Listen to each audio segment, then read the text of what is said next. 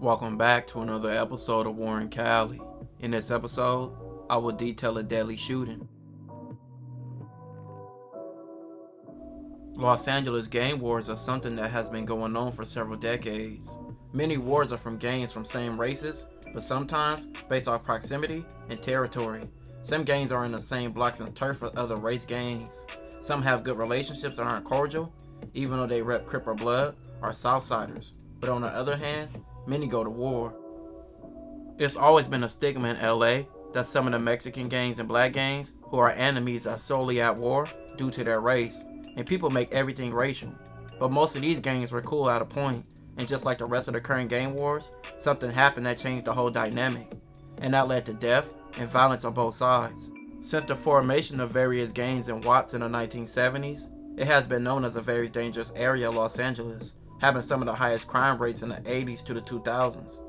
The 80s to the 2000s alone, Watts experienced 500 plus gang-related homicides.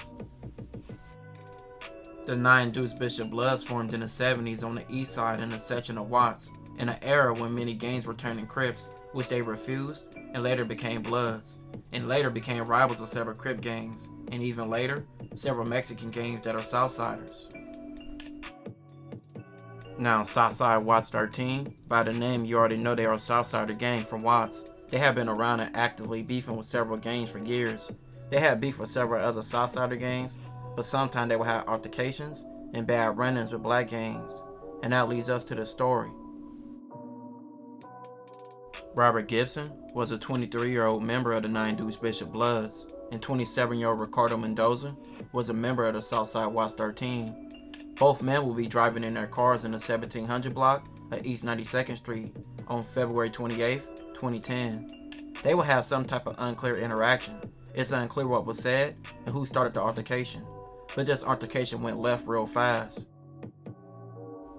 Robert and Ricardo were involved in a car-to-car shooting along East 92nd Street near Holmes Avenue on February 28th, according to the authorities. The two men allegedly fired more than a dozen bullets before Ricardo's 98 green Honda Civic came to a stop, probably because he had been wounded. At about the same time, Robert made a U-turn and crashed his 2000 white Ford Mustang into a telephone pole, which was on East 92nd Street, police said. Ricardo, who had been shot several times, was pronounced dead at the scene.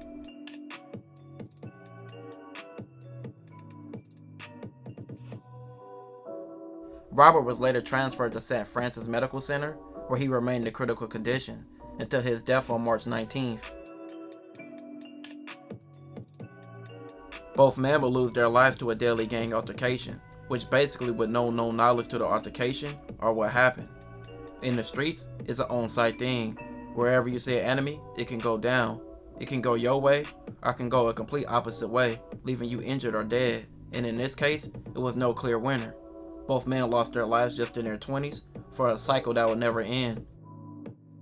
This will conclude this episode. If you haven't already, check out my previous episodes. Don't forget to like, hype, comment, and subscribe.